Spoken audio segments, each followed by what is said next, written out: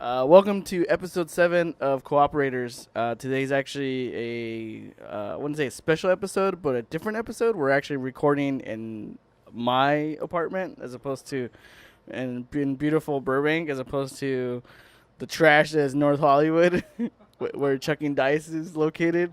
No, it's not. It's actually getting better. Once they started having, It's trash. It's getting better. Once they started having the hipsters move in, they got better. So yeah, this is episode 7. We're gonna run through a few things. As always, I'm Augmented Biscuits.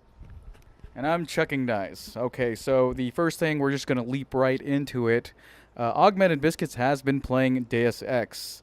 And just a little funny thing, I believe the Big Show of the WWE has played Deus Ex as well. And he did an entire rant on it not too long ago. And it's odd to watch a 7-foot tall Big Show talk about a video game in great detail.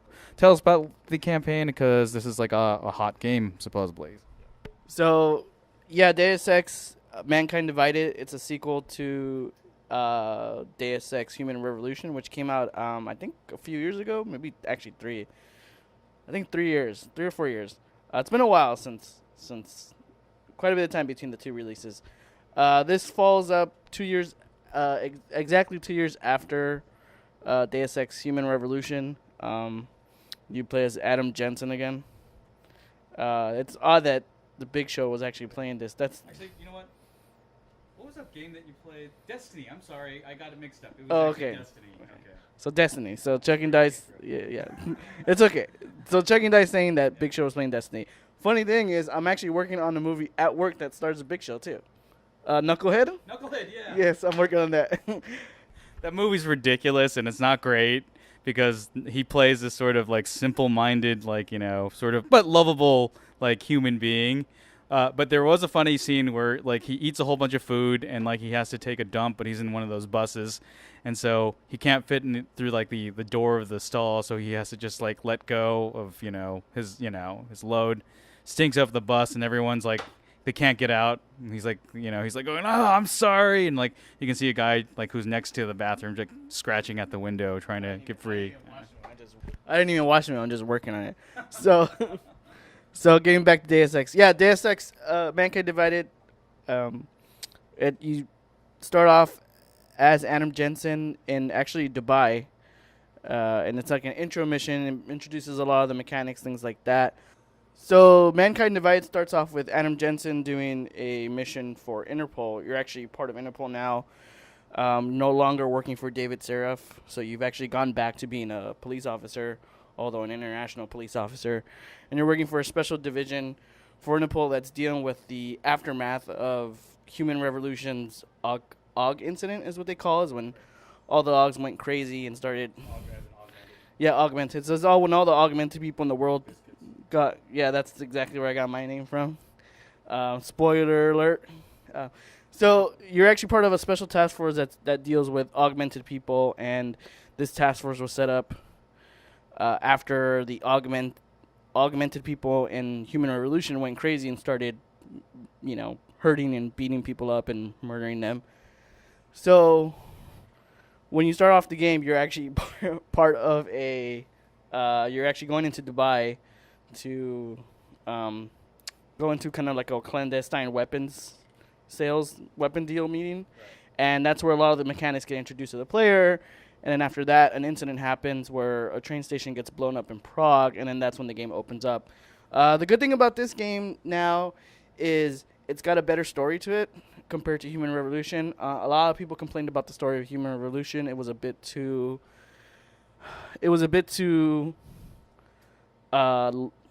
similar to Lost, where it was too complicated for its own good. A lot of people criticized that a lot of it didn't really lead to anything, or there wasn't really a big payoff, or either that, or it was really hard to follow. Mankind Divided actually puts you on a fast track to expose the people responsible for the Prague bombing, but also as you progress through the game, things start opening up and you start going through these threads of conspiracy and things like that, which is typical Deus Ex. Have you ever played the first Deus Ex or any of the other ones? They actually ported it to the PlayStation 2, I believe. They also had one called Invisible. The sequel Invisible War, I think, was also on the PS2. But the original Deus Ex dealt a lot with conspiracy and Illuminati and things like that. So a lot of what Mankind Divided is trying to get to the bottom of that conspiracy, but also trying to expose the people who are at the top of it. You're pretty much going after the Illuminati. So what's great about this game, besides the story too, is they actually make you feel really powerful with the augments that they give you in the game. Besides the ones that you already used in in Human Revolution, you actually get more. You kind of, I would say these are kind of like almost elite mods where they do more damage and they're more. I mean, a lot more of them are they're combat based, obviously, but they actually do more damage and they're a bit more advanced. So you have one that's called the Icarus Dash. It's similar to Dishonored. You essentially just do kind of like a fast teleport forward. You also have something called the Tesla Cannon, which shoots out these stun barbs, and you can target up to like about 4 people, which is really cool. So a lot of these augments, usually by the time you get maybe halfway through the game, you actually start feeling really powerful, depending on which one you choose. The other good thing is they stuck to the plan of Human Revolution, where a lot of the objectives they have in the game, as far as any objective that you have to do for a certain mission, for either the main mission or a side mission, they have different paths. So a lot of you can either go guns and blazing, you can or go into a air duct and crawl around and get to your objective, or you can talk to somebody like Die Hard. You can Die Hard it up, which is good because that's for someone like me. I like playing stealth and trying to kind of get around firefights. That's really good.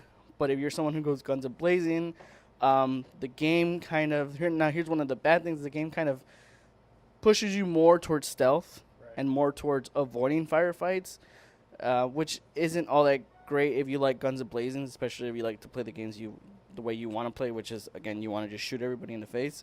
The shooting mechanics are still a little odd, and what I mean odd is that the game and the world really push you towards not shooting, which is unfortunate because you actually have some really cool augs to use for shooting.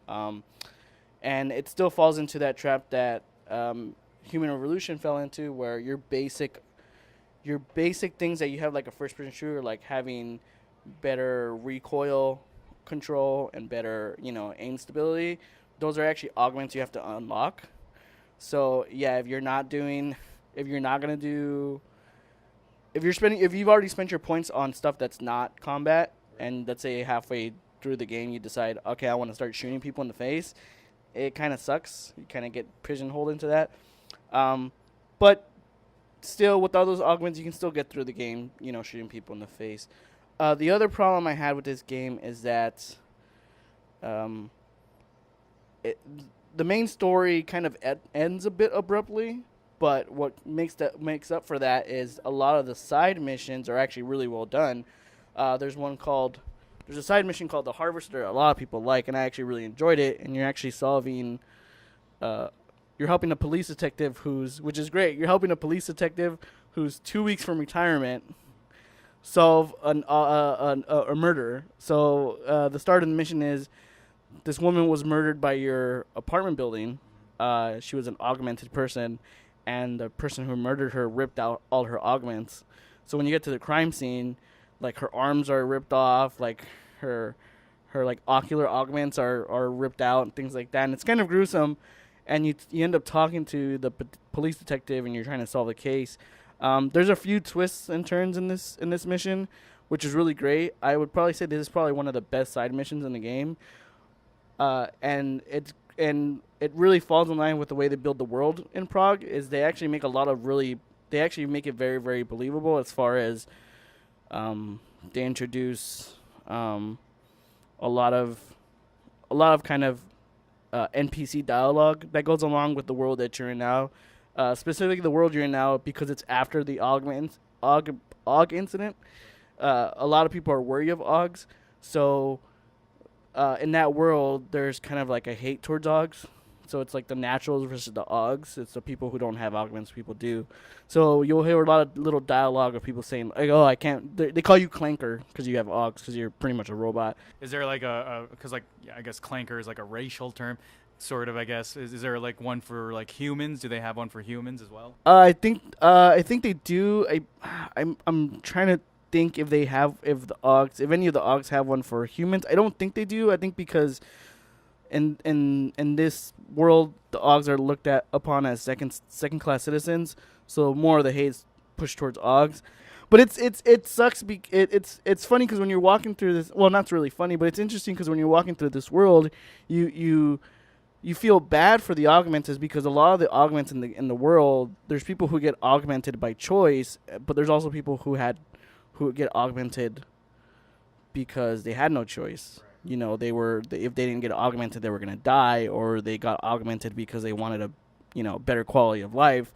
So you start feeling sympathy for the augmented people in the game, and I think that's one thing that I really liked about the sequel is that they pushed that world building more and more.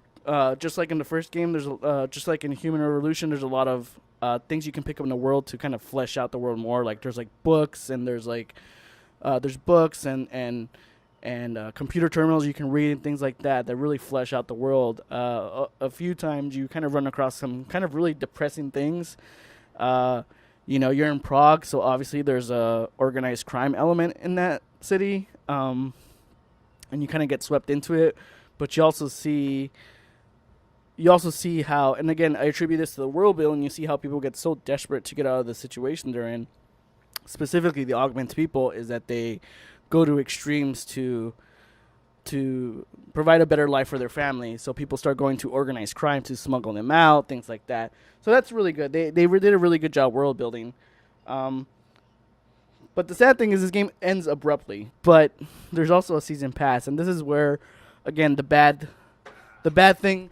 I know we discussed about this before, but the bad thing about modern video games is that a lot of people are kind of pissed off with this game is because they introduce microtransactions, which don't really affect the game all that much. They just give you more items they just give you more materials to craft, because you can actually craft in this game now. But people are thinking that the reason why the game ends so abruptly is that they're going to sell you more missions to kind of flesh out the ending. I was a little annoyed with that, but again, I'm glad I actually rented this from GameFly and not bought it, because I actually would have been pretty upset if I paid $60 for a game and there was not a really good ending. It almost feels like they kind of rushed this a bit. There are some technical issues, not that bad, but there are a few hiccups here and there. There's a new mode called Breach, which, again, I played a bit of it, but I didn't care for it too much. And again, people are complaining that mode was kind of unnecessary and feels tacked on, so it kind of took away from it. I know, Chuck Dice, you saw me streaming the first, I think it was like the first mission of the game. What did you think? I was surprised on how big your where you lived, and like I mean, it was sort of you were kind of saying that augments were sort of like a second citizen type kind of thing. They're basically, like minorities. You had the nicest apartment, and it was huge, and it was like large. It's like, wow, I guess everyone's like super rich in the future, but I guess you were part of an organization as well. I've never really played any of the Deus Ex games. So it was kind of neat to kind of like watch you play and like kind of explore this world and such, and get into this sort of these combat heavy situations. Also, doing a little bit of sniping and stuff like that. I have a question about like the side stories. Are they? Because like when I play a side story in an RPG or anything like that, it's kind of, in terms of narration, very incidental. It's more like, hey, can you go pick these up and hand these to this guy?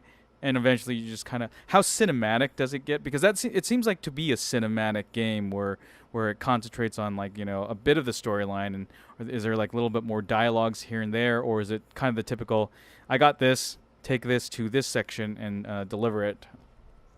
Gameplay wise, the side stories have the same mechanics. Like you might go up against, like I was saying, like perfect example, there's not one of the criticisms that Human Revolution had were the boss fights, that they were horrible. And the reason why the boss fights, a lot of people criticize them, was because you had all these augments for stealth and stuff like that, and when you got to a boss fight, it was just you just had to shoot them. Yeah. So you were pretty much screwed if you didn't invest in shooting augs in the first game. So a lot of people criticize those, and the developer actually, if you read a lot of the interviews with the developer and you look at the development of the game, they actually outsourced the boss fight, so that's why they didn't really gel well. They released a director's cut later on where they improved those boss fights, not substantially, but enough so that people who didn't invest in shooting, or who did more stealth or hacking, they can get through them. Now, this game, I think in response to that criticism about the boss fights, they actually got rid of, they actually really don't have a lot of boss fights. They actually only have two. Like, from what I played, I only played two boss fights. And one of them was the Harvester side mission, and then obviously the very end. And actually, they were very well done, because the final boss fight, I actually hid in the air ducts and kind of cheesed it, because I had a bunch of EMP grenades. So I just kept throwing EMP grenades, and then when he was stunned, I actually did the takedown move, and I took him down. So it wasn't that difficult.